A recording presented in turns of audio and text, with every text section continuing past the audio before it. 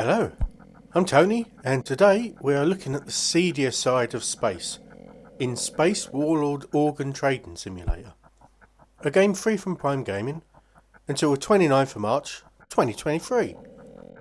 You want to buy a spleen, mate? Lovely spleen, mythical quality it is. No? No? How about some eyes? Some lovely eyes, 2 eyes per grand. Get your eyes here, lovely eyes, come on. Okay, it's not that kind of trader.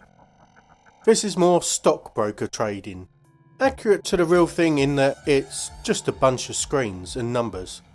Different in that you're selling body parts, human and alien. It's a pretty simple premise and pretty simple gameplay too. Graphically, this could almost have been run on the Spectrum in the 80s.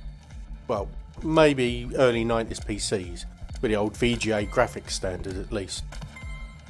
They're pretty basic, though it doesn't impact the game itself, because the focus as you play is really on the text. Music plays constantly, electro tracks that probably would have still worked on early home computers, though the sound effects are a lot clearer than it would have been back in the day. The gameplay consists of trading, obviously.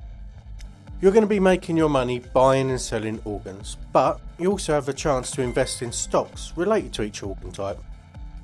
I don't know how that quite works out, but it provides a different way to earn money, and it's something to keep an eye on when you're not at the actual auction, which is the main part of the game. You start off with a small cargo hold and clients that request specific organs.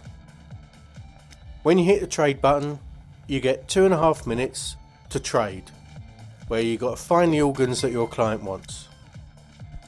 These clients are in a request tab that says what they want and how much they're going to pay. Accepting one of the requests puts them in a small queue, where once you have the items, you can fulfill the request and get paid. Some requests come from special NPCs that you typically lose money on, but which opens up new organ types or increases the size of your fulfill queue via the reputation mechanic, since they give you a lot of reputation. Initially, the challenge is to recognise the graphic for each organ type that you can buy, keep a mental note of the requests you have in your queue and how much they're going to pay, and just make sure you don't pay more than that when the item comes up in the auction. You may end up waiting for a particular organ as items fly through the trading window, because as far as I can tell it's fairly random which ones turn up. As the game progresses, the requests start to include specific qualities for the organs they want, because each organ has 5 properties: the type, the size, condition, blood type and the rarity. Clients may want a lung with blood type O positive, so you can't just jump on any lung you see, which is something to take into the real world too. Don't jump on lungs. You need to take a bit of time to check properties first. If that doesn't sound like a problem, it's because I haven't mentioned the other traders. As the auction's running, there can be 3 other traders, all bidding on their own preferred items. I'm saying items because it feels weird to say organs like all the time. They can buy the items far faster than you can, so you may want to use a feature of the game, which you get as you play through, where you can bribe them to not take part in the trading for a few days. If you have some big ticket requests that you really want to fulfill, you can check the traders before you hit that trade button and pay off any that will be looking to snap up those types of items. As I mentioned earlier, you can also trade on the stock markets if you have the money. There's not a whole lot to this part. Look at the graphs for each organ type. Buy low, sell high.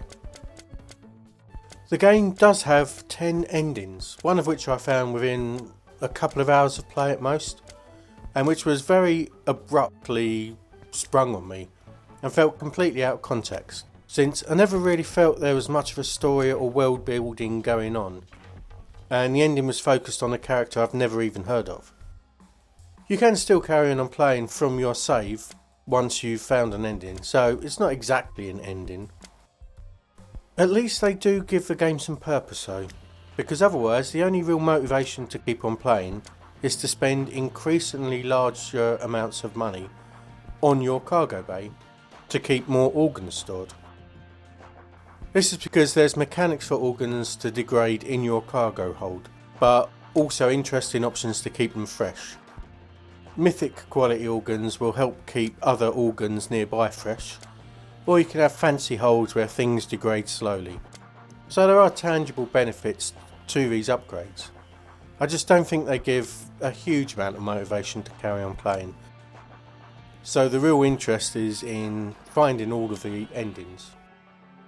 The game was fun for a couple of hours, so the amount of organs that can be bought and sold start to get a little bit overwhelming, and all of the pictures were a little hard to remember for my poor old brain when there's like more than 30 of them. Bribing the other traders felt like it became a must for me, as the fast pace that things are bought or sold really exacerbate a real bugbear of mine with this game. The number of times I've clicked on the buy button for an organ and then have the screen scroll at the very last second and I end up buying a different one was high enough to come close to ruining a run for me.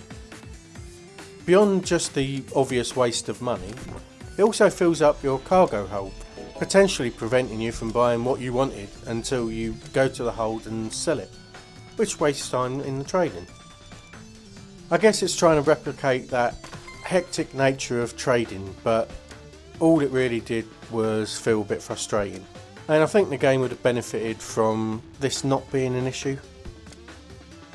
Overall, this was fun for a while, but I'm not really that interested in carrying on playing.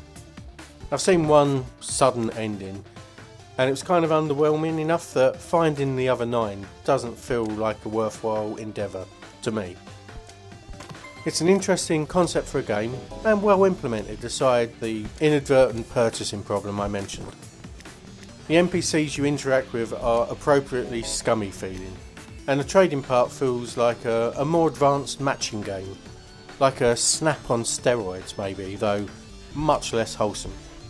You do need to hit that buy button as soon as you've recognised that it matches your client's requirements, and you can really feel like you're in the zone as you buy and fulfill orders with quick, clinical precision.